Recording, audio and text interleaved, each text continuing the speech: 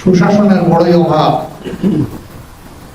কেউ তার নিজের দেশের ভিতরে সুশাসন করলে অন্যের দিকে আবার জুলুমের হাত পাড়ে। জুলুমে জুলুমে বলতে গেলে গোটা দুনিয়াই ভরে গেছে। বিশেষ করে যারা নিজেদেরকে তুলনামূলকভাবে শক্তিশালী মনে করে, কেউ আবার ক্ষমতায় অধিষ্ঠিত থাকে, তারাই কার্যত মানুষের উপরে জুলুম করে থাকে। মানবতার উৎস আল্লাহ তাআলার সৃষ্ট একজন মানব এবং একজন মানবী। এই মহামানব হচ্ছেন মানব জাতির আদি পিতা হযরতে আদম আলাইহিস সালাম এবং তার সঙ্গিনী হযরতে হাওয়া আলাইহিস সালাম। এই দুইজন দুনিয়া পয়দা হয়েছেন, তাদের কোনো পিতামাতা ছিলেন না। তারাই প্রথম পিতা, তারাই প্রথম মাতা। পরবর্তীতে দুনিয়াতে যাদেরই আগমন ঘটেছে তারা সকলেই এই দুজনের বংশধর। এদিক থেকে বিবেচনা করলে আমাদের রক্ত এক এবং অভিন্ন। সময়ের পরিক্রমায় মানব জাতির চিরশত্রু আল্লাহ যাকে আদুউন মুবিন বলেছেন, সুস্পষ্ট দুশমন শয়তান মানুষের মধ্যে প্রবেশ করে মানব জাতির মধ্যে বিভ্রান্তি এবং বিশৃঙ্খলা তৈরি করেছে। মানব জাতির জন্য আল্লাহ তাআলা যুগে যুগে নবীও পাঠিয়েছেন এবং তার সাথে শাসনের বিধান আসমানি কিতাবও পাঠিয়েছেন। যেহেতু আল্লাহ তাআলা মানব জাতিকে পয়দা করেছেন, মহান আল্লাহর চাইতে মানব জাতির প্রয়োজন অন্যকে বুঝার প্রশ্নই ওঠে না। যেহেতু আল্লাহ তাআলা তার সকল সৃষ্টির পর মানব জাতিকে শ্রেষ্ঠত্ব প্রদান করেছেন, কাজেই এই শ্রেষ্ঠ জাতিকে আল্লাহ তাআলা সবচেয়ে বেশি ভালোবাসেন, এটাই প্রমাণিত। এই ভালোবাসার জায়গা থেকে আল্লাহর বিধান আল্লাহ তাআলা যুগে যুগে দান করেছেন। এই বিধানের সর্বশেষ বাহক শেষ নবী মুহাম্মদুর রাসূলুল্লাহ সাল্লাল্লাহু আলাইহি ওয়াসাল্লাম,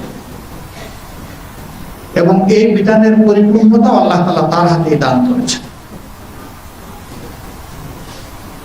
এরপরে আল্লাহ তাআলা এটাও ঘোষণা দিয়েছেন যে আজ ইসলামকে তোমাদের জন্য আমি কবুল করে নিলাম, বাধ্যতামূলক করে দিলাম। ইসলাম মানব জাতির জন্য, নির্দিষ্ট কোনো কওমের জন্য।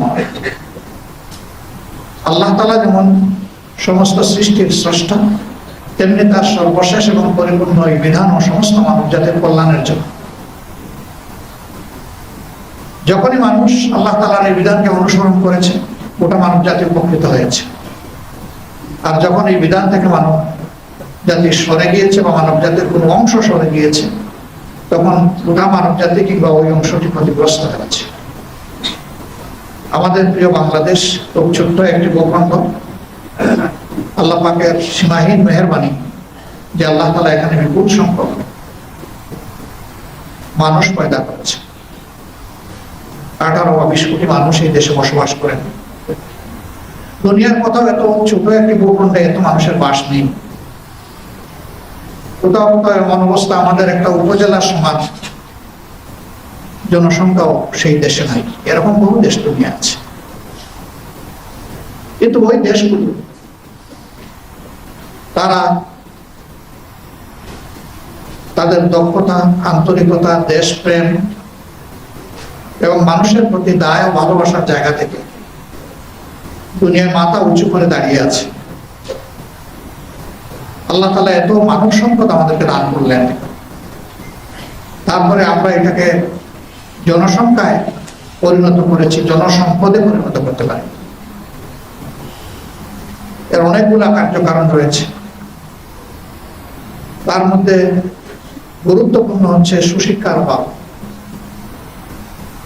আমাদের সমাজে আমরা কার্যত দেখতে চাই বা দেখতে পাই, যাদেরকে আমরা শিক্ষিত বলে মনে করি, উচ্চ শিক্ষিত মনে করি, তাদের একটা বিশাল অংশ, গুরুত্বপূর্ণ অংশ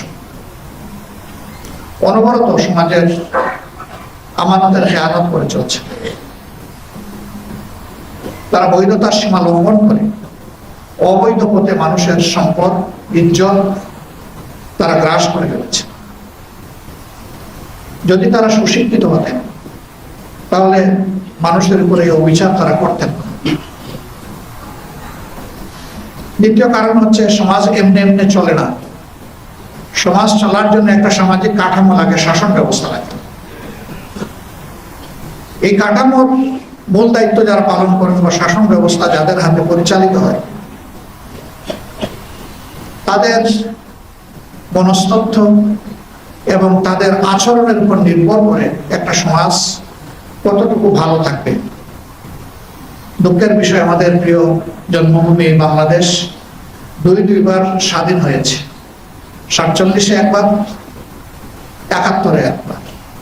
বিপুল প্রত্যাশা নিয়ে এই স্বাধীনতা অর্জিত হয়েছিল, কিন্তু সে প্রত্যাশা পূরণ হয়নি।